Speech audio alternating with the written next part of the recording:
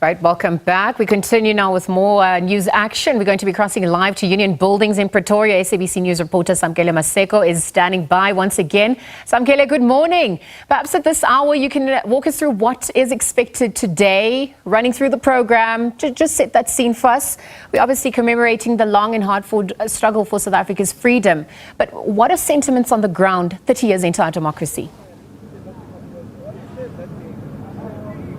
There are very mixed views 30 years into our democracy. Some are saying that within 30 years of this democratic dispensation, the government of the day has achieved a lot, far more than what the apartheid regime ever achieved. For instance, if you look at how government has rolled about 4.2 million RDP houses to South Africans, electrified about 98% of South Africans across the country, knowing that very few South Africans were electrified when the government of the day took over in 1994. Remember, former President Mbeki always says that when he became deputy president of the country, the only thing he had was an office, a desk, a phone, and a computer. There was nothing else that was given to them. They had to build the state from scratch. But I'm going to bring in Professor Lesiba Teffo just to, in essence, look at the past 30 years of democracy. Prof, just looking at the past 30 years of democracy, where South Africa comes from, the employment of South Africans has doubled since 1994.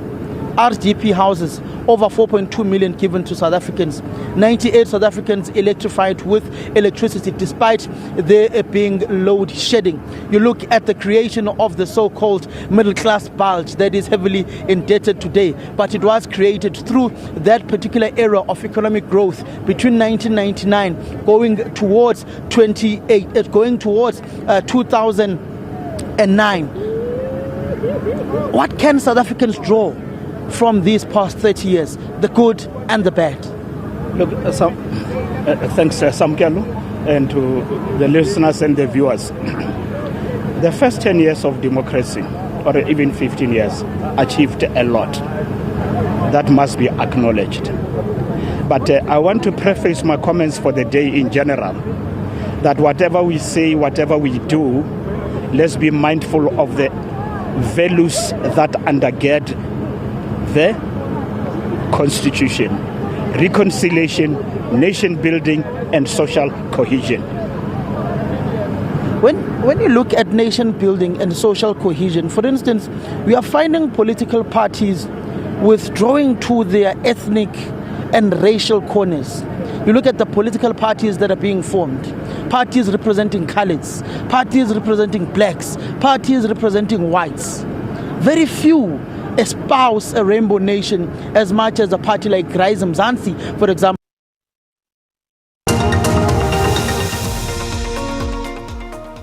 Right, so reporter Samkele Maseko there just outside on the lawns of Union Buildings, speaking to Prof Teffo about the gains that have been achieved in South Africa 30 years in, but also some of the challenges. This is mixed reactions coming through on this Freedom Day. We're also edging closer to elections, and we're obviously just looking at what some of the triple threats that continue to pervade society, how it affects South Africans at large.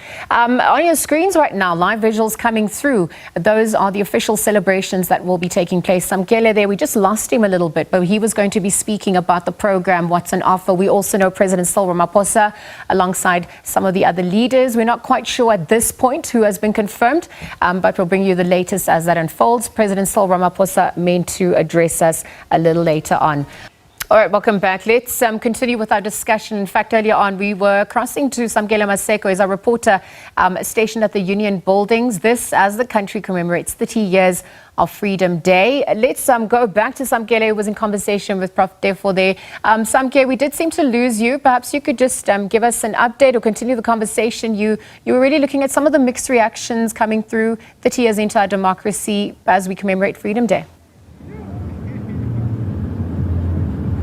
Indeed, we are saying that there are mixed reactions and mixed views when it comes to 30 years of democracy. There are some who say that the government of the day has delivered far more than what any other government or the apartheid oppressive regime has ever done within the country. You look at the electrification of South Africans, 98%. You look at the rollout of water provision within the country, access to tap water. You look at the issues of the access to low-cost housing. You look at the social security nest with within the country, the biggest any other country would particularly have in the world, despite South Africa being the most unequal society in the world. You look at South Africa and its regression when it comes to non-racialism and the Rainbow Nation. But Prof Lesiba Teffo, just the essence of the Rainbow Nation. Has South Africa regressed? Have we achieved as a nation in the past 30 years far more than any other nation in these small years of democracy? Yes. Thanks, Samkele. Look, what is of interest to me is that we are losing sight gradually of the founding fathers' advice and aspirations that we will be guided in action and thought by the values that undergird the Constitution, namely reconciliation, nation building, and social cohesion. The achievements of the ruling party in the first 15 years are commendable. That said, I don't even want to belabor that point. But one thing I must state, no man that I know of under the sun takes pride in any other man building a house for him or even for her, so to speak. What I'm saying is, it's good to provide RDPs, but I'm sure people would celebrate more if they were enabled to build houses for themselves. Now, Samkele, I'm standing here. I was here 30 years ago, and I've been here more than 20 times to celebrate this day on this ground, on this building. And I'm saying to you, the founding fathers had a vision of a rainbow nation. But where are the colors today? Where are the Indians? And where are the whites? I was here in the first two celebrations. They were here. What went wrong? Who lost the plot and why? The executive of Ramaphosa today, even of Jacob Zuma, was less representative than Mandela and Mbeki's. Go to the provincial legislatures. They are almost unipolar. You rarely find people of other colors. We are not going to build a winning nation unless and until we live these values: reconciliation, nation building, and social cohesion. We are a more polarized and more divided society today than yesterday. How many political parties have been founded based on ethnic or tribal affiliation? I know they won't agree with me, but how many colored parties were there in the first 20 years? How many do we have just based on just among the colors? If you go to Limpopo, how many political parties are founded along ethnic lines? Go to KwaZulu-Natal, just in one province. How many political parties do we have in a small economy and a small country like us? Samkele, you know why we have so many? Over 400 of them, if you like. Because our politics pays more than corporate, more than firms, more than industry. And there is no nation in the world that can succeed if its politics pays more than industry. Prof, I hear you, but when you look and you broaden the debate, I remember President Ramaphosa speaking to the Muslim community in Lodium, speaking about how the Muslim community has decided to retreat into the background of South Africa's politics, mainly because of the squabbles that political formations are namely characterized by. But can you simply put that at the doorstep of politicians? Or must people themselves, the white community, the Indian community, the colored community, take responsibility as well for their regression in active participatory in South African politics? I differ with that view, vehemently so. I have been here many a times, and I would have, if I was one of them, I would have acted in the manner they did. Do you expect the white people to come here every year? For any public occasion, they no longer come. To come and listen to you vilify, denounce and renounce their forebears. That's exactly Mandela and them didn't want. They said, let's put it behind us, right? Let's not be beholden to the past. We have got a fractured past. But if we keep looking back, we'll trip, we'll never go forward. South Africa must not pretend that it is the first and the last country to have been colonized. Many countries have moved on and have succeeded, including the so-called Asian tigers. They accepted that there was a fractured past, but we must carve a new society that is inclusive, not polarized and divided solely because the leadership at the top, they think it is all about them. The last point on this one of the reasons why it went wrong also, remember, during the heydays of the struggle, it was about the blacks. It was about Africans. Later on, 15 years, 20 years in the new democracy, it's about Africans, but blacks in particular. That alienated the Indians and the colored. But Prof, let's be scientific in our analysis as well, please. in the form that let us bring in the economic segregation of the African black majority in the economic landscape of the country. You look at the economies of various provinces and which hands are they in.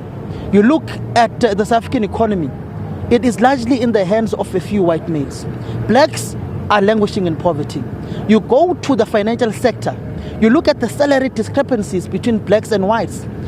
You must also contextualize it in that particular manner to say, what has the democratic dispensation done to make sure that there is economic inclusion of all races, and those who control the means of production and the means of the economy, are they inclusive in bringing about those who are the majority within the country? Samkele, the policies are there with all the noble intentions behind them. What went wrong? That the economy of the country is still in the hands of the whites. Who were the enablers? The current leadership were the enablers. A few of them are filthy rich. Some of them became billionaires in the first 5 years. Under normal circumstances, you cannot and you will never be. And the whites were much smarter than us, by the way, because they made sure they create a buffer zone. They at least tried to identify a few souls and reach them, give them so-called the stakes in what and what and what. And within the first 2 years, they were already so-called deal makers. I know of people who were called regular deal makers. And it was fashionable once upon a time, Samkele, to say, I'm a billionaire, I've got this and I've got that. Those are the people who should have helped our people to be lifted from where they are and go up. The policies were there. The good intentions were there. You have affirmative action. Did it benefit the people? You have got BEE. Did it benefit the people? The intentions were noble. If they were not betrayed by our own. I mean, sometimes I listen to people speak, especially the leadership. It's like they don't have power. They have the power to change things. The land question, right? They could have Section 25. You don't have to change the Constitution. It says you can, if it is in public interest, appropriate land without compensation. You don't have to change that. But did they have the political will to do it? No. And then we want to blame the sun for our failures. We have the power. We had the power. We could have changed the lot of the people, but we looked after ourselves and we forgot about them. People don't eat slogans, my brother. They eat pap and flesh. When you look at the past 30 years of democracy, what have been the biggest achievements of this democratic dispensation? Oh yes, and like I said, a lot has been achieved. A lot has been achieved, and I normally want to shy away from that because then we never want. I prefer to acknowledge and say where are we and how can we get there, because the question of electricity is not. That's it. There are more people who have houses, but like I said, any man under the sun or woman would prefer to have a house for himself or herself. Please create enabling conditions to do that. All right. But that said, I mean. Massification and access to education. We grant that, right? Financial assistance to the needy, the poor, we grant that. There are good things that have been achieved. And that I don't want to belabor. I want to say, but we have faltered. Can we start to work on correcting the wrongs and move forward? Because 20 years, 30 years down the line, we might be worse off than where we are today. We are more polarized. And people are retreating into their cocoons along tribal lines, ethnic lines, if you like, right? And how are we going to bring that overarching vision that we rally around and create a patriotism that is not based on party political identification? Thank you very much, Professor Lesiba Teffo. We'll continue these particular debates. When you look at the past 30 years of democracy, this era of President Ramaphosa has been dubbed the era of reconstruction and redefining the trajectory of South Africa and looking into economic growth and prosperity of the nation as South Africa looks at rebuilding its economy, looking at rebuilding its state-owned enterprises, looking at restructuring and rebuilding public infrastructure that has dilapidated over the course of the years, despite South Africa having the biggest social security nets for those whom are needy. Samkele, thank you very much for that update. Of course, we're bringing you the latest here on the SABC as the day unfolds. Do stay tuned for that. We're wishing South Africa, of course, happy Freedom Day.